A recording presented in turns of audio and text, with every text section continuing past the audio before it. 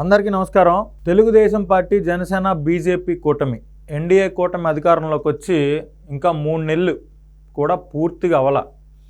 Jaganmohan Reddy and co ఏదైతే విష ప్రచారాలు చేసే ఒక కంపెనీ ఉందో, వైఎస్ఆర్ కాంగ్రెస్ పార్టీ అనే కంపెనీ, ఊరికే అన్నా క్యాంటీన్ల మీద ఆటి మీద ఈటి మీద చంద్రబాబు అప్పులు చేస్తున్నాడని, అన్నా క్యాంటీన్లో భోజనం శుభ్రంగా లేదని ఆ టీం మొత్తం అన్నా క్యాంటీన్ల మీద విరుచుకు పడుతుంది.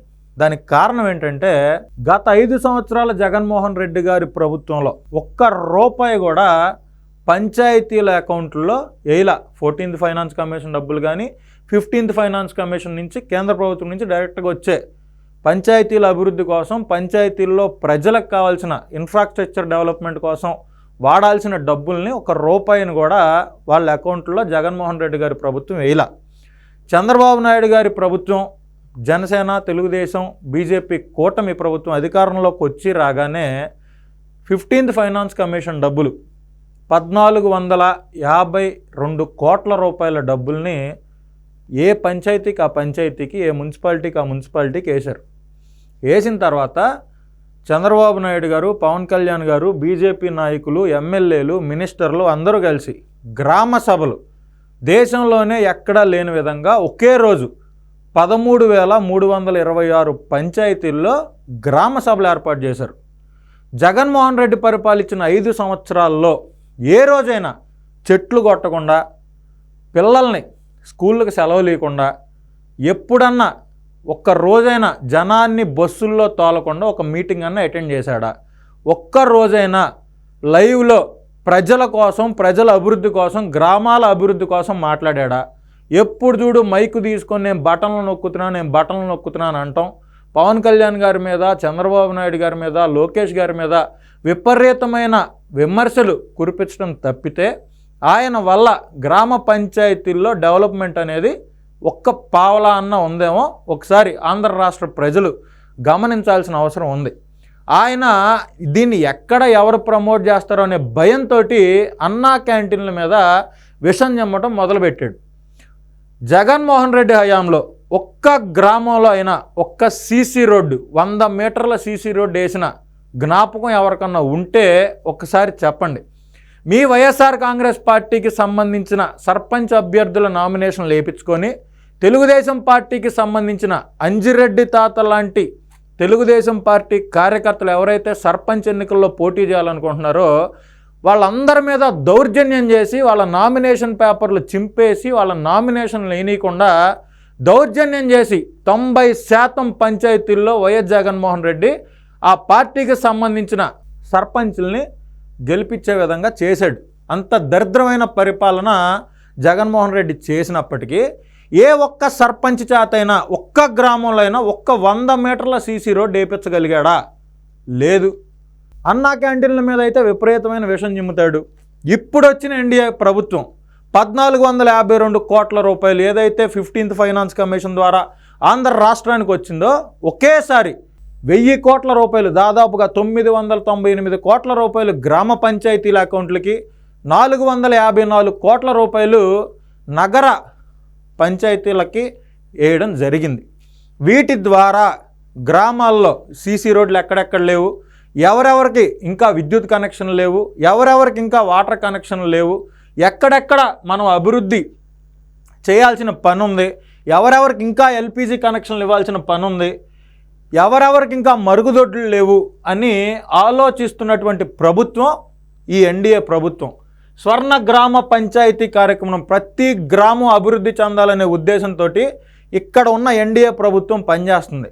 దీని మీద ఇప్పటి వరకు మరి వైఎస్ఆర్ కాంగ్రెస్ పార్టీకి చెందిన ఏ ఒక్క స్పోక్స్ పర్సన్ కానీ, బెంగళూరు తాడేపల్లి కొంపలో పడుకున్నటువంటి జగన్మోహన్ రెడ్డి గారు కానీ, ఇక్కడ సకల శాఖల మంత్రిగా పనిచేసినటువంటి సజ్జల రామకృష్ణారెడ్డి గారు కానీ, అప్పుడు జనాల మీద, తెలుగుదేశం జనసేన పార్టీ నాయకుల మీద రౌడీళ్ళ బూతులతోటి విరుచుకుపడినటువంటి కొడాల నాని కానీ, వల్లభనేని వంశీ కానీ, అంబటి రాంబాబు కానీ, పేరిన నాని కానీ, చంద్రబాబు నాయుడు గారి ఇంటి మీదకి గోండాలను తీసుకొని వెళ్ళిన జోగి రమేష్ గారు, వీళ్ళందరూ ఏమైపోయారు? వీళ్ళందరూ ఇప్పుడు ఒక్కడన్నా వచ్చి పంచాయతీలకి చంద్రబాబు నాయుడు గారి ప్రభుత్వం, పవన్ కళ్యాణ్, బీజేపీ, తెలుగుదేశం పార్టీ ప్రభుత్వం అన్యాయం చేసిందని చెప్పేవాడు ఒక్కడు కూడా లేడు.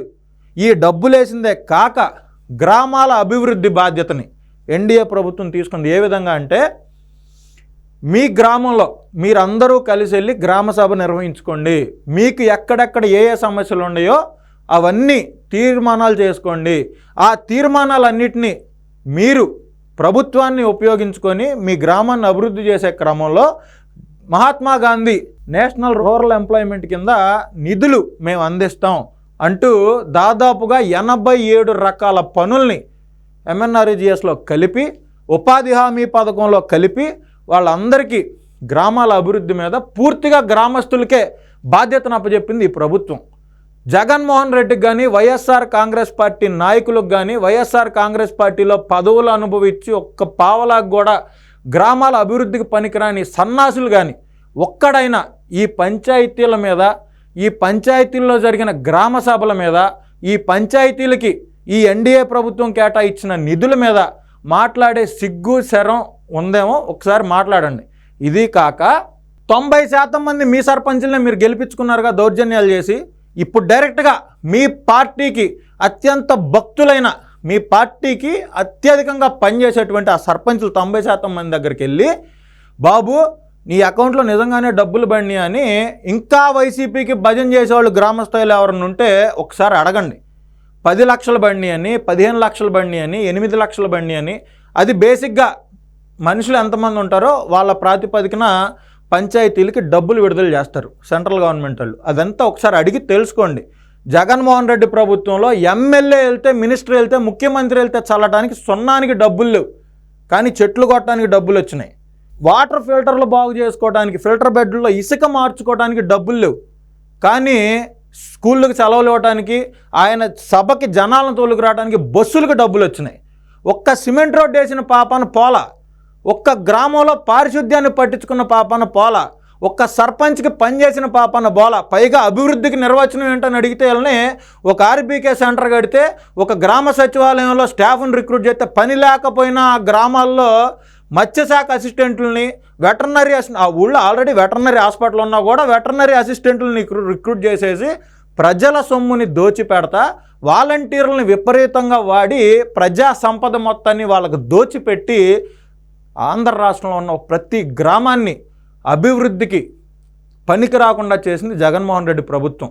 ఇప్పుడున్న ప్రభుత్వం 13,326 పంచాయతీల్లో గ్రామ సభలు పెట్టి, ఆ గ్రామాలలో అభివృద్ధి బాధ్యతని గ్రామస్తుల మీదే పెట్టి, మీరు తీర్మానాలు చేసి పంపండి మేము డబ్బులు ఇస్తాం అని ఒకే రోజు జరిగిన గ్రామ సభల్లో 13,326 పంచాయతీల్లో దాదాపుగా 4,500 కోట్ల రూపాయలు ఉపాధి హామీ పథకం కింద తీర్మానాలు చేశారు.